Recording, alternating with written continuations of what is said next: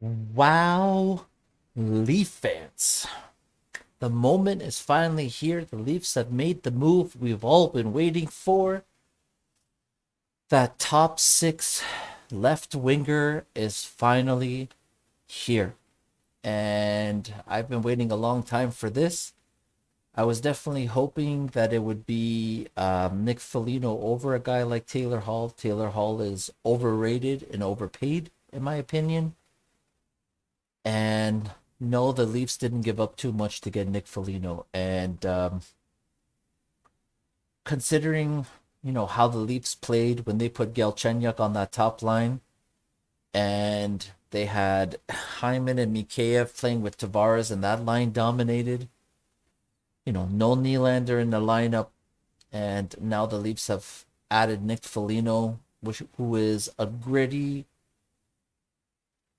winger who plays defense, and he's a playoff guy. He's the very definition of what the playoffs are.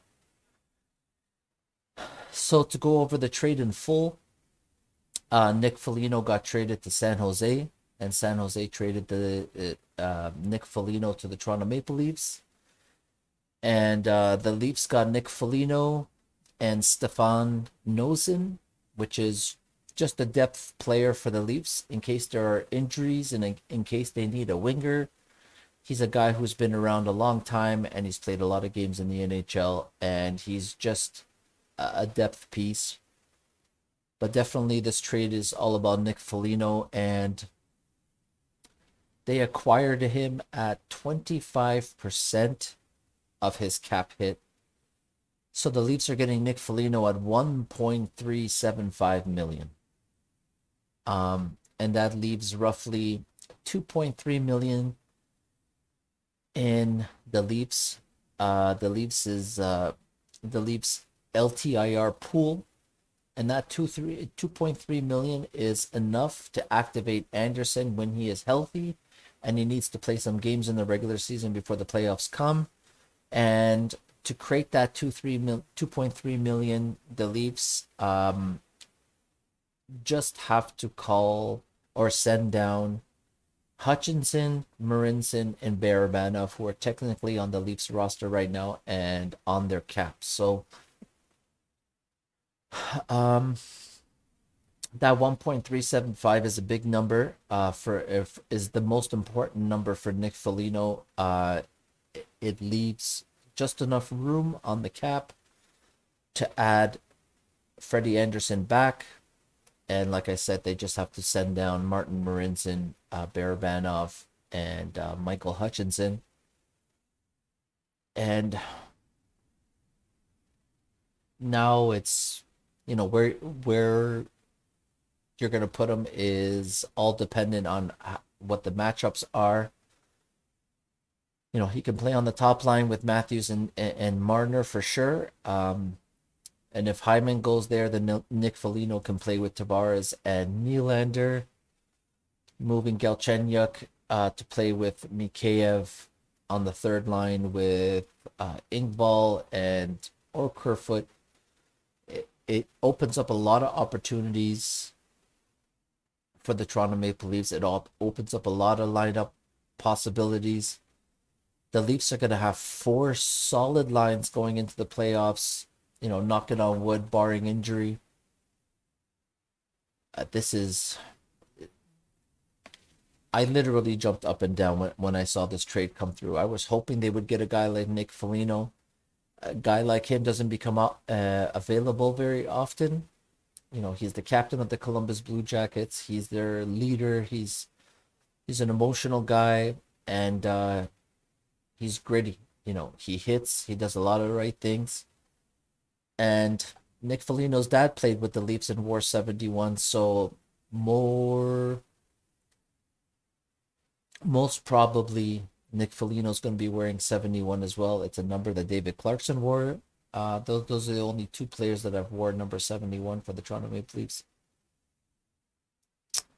So looking forward to Nick Foligno finishing off his 7-day quarantine, and him and Nylander getting back in the lineup, and the Leafs just rolling four crazy lines against the competition. I can't I can't even imagine. Some of the quotes coming out from Nick Foligno, who's making the rounds in Toronto. Nick Foligno says, I'm a guy who plays off my gut and off my heart, and my heart was telling me that this was the right move. I'm pretty sure most of his family are Leaf fans. Nick Foligno says that, everything just felt right. And when asked why Toronto was the right move, he just said, I think Toronto makes the most sense. Me on the left wing on that team, whether it's on the top line or the second line, it doesn't matter. Um, he was quoted today as saying he's not a big fan of Carey Fraser, which Leaf fans know Carey Fraser well. Um, so it's great. He's saying all the right things right now. He's saying that his heart is in it. He's saying that his gut tells him that this is the right move. He's energized. He's excited. Um, he said that this was an emotional couple of days, and I have the utmost respect for Jarmo Kekalainen and how he brought this to my attention and just talking about the possibilities. And it's just something that made sense for the team, that he would try to keep me in the loop. And it meant a lot that, Columbus Blue Jackets respected him enough to keep him in the process and keep him in the loop. And when Toronto became a front runner, he was excited. So he's doing a lot of Zoom calls and things like that. So we're gonna hear a lot, probably from Nick Foligno while he's in quarantine. I'm sure he's gonna be doing all the Toronto radio stations and the TV stations.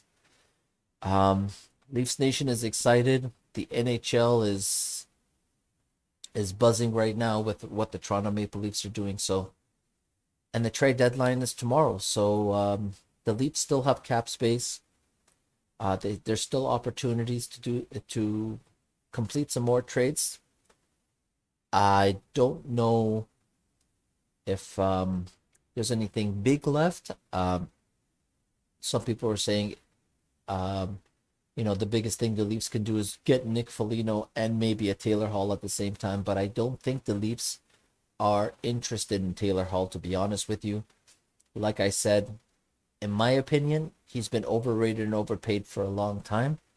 And I'd rather give up a first round pick for someone like Nick Foligno, who shows up every single night. He plays hard every night. In Toronto, we love a guy like Zach Hyman because of his skill, his hard work, his grittiness, his determination, all these things. And Kyle Dubas has figured it out that we need more guys like that, and Nick Foligno is the guy. So the Leafs end up giving up a first round pick and 2/4 to get Nick Foligno and Stefan Noesen. It's a great day. I'm very excited about this. I haven't been this excited in a long time. I haven't seen it. This is the best Leaf team that I've seen in my lifetime. And at the end of the day, I know that the 92-93 Leafs were very good. But I think right now what the Leafs got going on with the high-end talent that they have, with Matthews just ripping goalies apart. His wrist is feeling better. His hat trick was off the hook. Amazing. Mitch Marner is really starting to move the puck well again, and that bodes, huge for the Leafs. Leafs need that chemistry going into the playoffs. They can't get shut down like they did previous years. So, Nick Foligno's quoted as saying, "No offense, but with everything that goes on in Ontario regarding COVID, his family will be staying behind in Ohio." So it looks like he's going to be making the trip up by himself. How excited are you guys right now? I am jacked right now. Let's go. Leafs are killing it right now. Oh man, I am so excited. I when this came through on my phone, I was jumping up and down. I've been hearing a lot of stuff around Nick Foligno the past couple of days and how multiple teams were stepping up with first round picks to get him. And I'm glad that the Toronto Maple Leafs were able to make it work with San Jose. And getting Nick Foligno at 1.375 is amazing. And let's hope Freddie gets back and Freddie gets healthy. And in the next 7 days, well, next weekend, we get to see Nylander and Nick Foligno back in the lineup and lighting it up for the Toronto Maple Leafs. It's going to be interesting how where he slots in and where Sheldon Keefe sees him best fitting, whether it's on the top line or, I think Foligno and Tavares would be a great mix.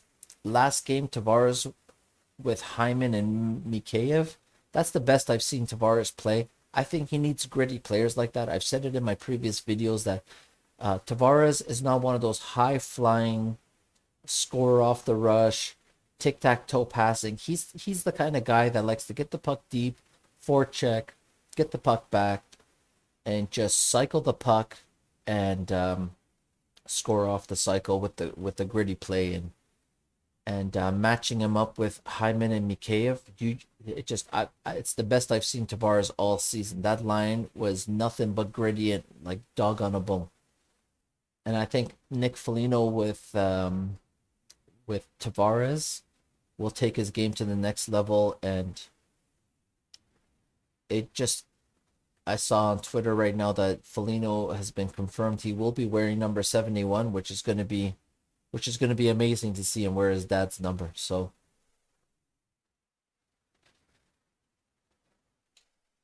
he says he's going to come in and just be himself, be the gritty guy. He's going to get tons of offensive opportunities. He's definitely going to be one of the two power plays, and let's hope that power play really wakes up and becomes better.